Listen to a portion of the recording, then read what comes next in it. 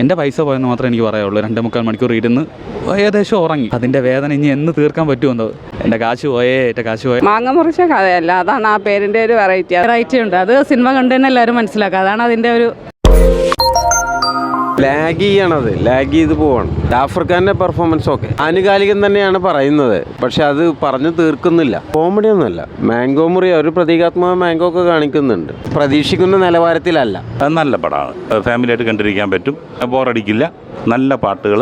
ജാഫർ ഇടുക്കിയുടെ തന്നെ ഒരു വ്യത്യസ്തമായൊരു, നമ്മൾ അദ്ദേഹത്തിൻ്റെ ഒരു ആ സ്റ്റൈലിൽ നിന്ന് മാറിയിട്ട് നല്ല രസമായിട്ട് അവതരിപ്പിച്ചിട്ടുണ്ട്. കോമഡി ഇല്ല സാർ. ഇത് മെയിനായിട്ട് ഈ പുതിയ തലമുറയ്ക്ക് വഴിതെറ്റിപ്പോകുന്ന കളികൾ, ആ ഒരു പക്വതയില്ലാത്ത പ്രായത്തിൽ വരുന്ന പെരുമാറ്റങ്ങളുണ്ടല്ലോ, അതിനുള്ള ഒരു അഡ്വൈസ്. ജാഫർ ഇടുക്കിയുടെ ബെസ്റ്റ് പെർഫോമൻസ് ആണത്.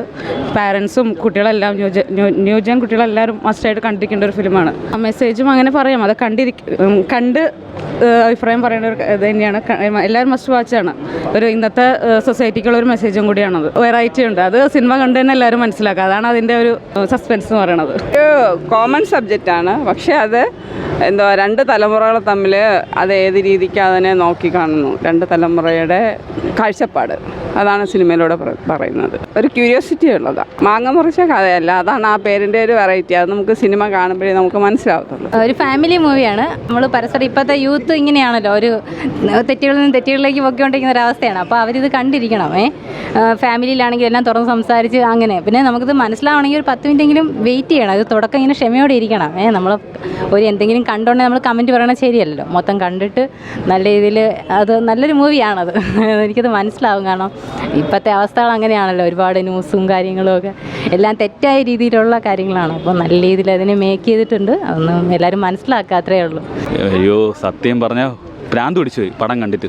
ഭയങ്കര നിരാശ. കാരണം ഈ വർഷത്തെ ആദ്യത്തെ പടമാണ്. മറ്റതൊന്നും ടിക്കറ്റ് കിട്ടാതെയാണ് ഇതിന് പോയി ചാടിയത്.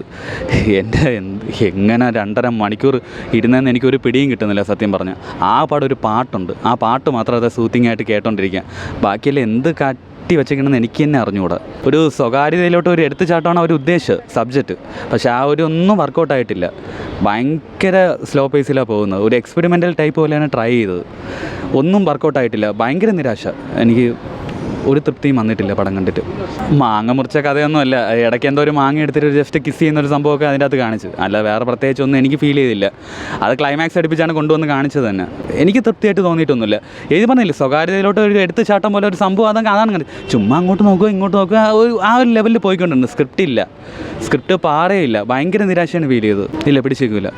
100% ഫ്ലോപ്പാണ് പടം. കഥയില്ല.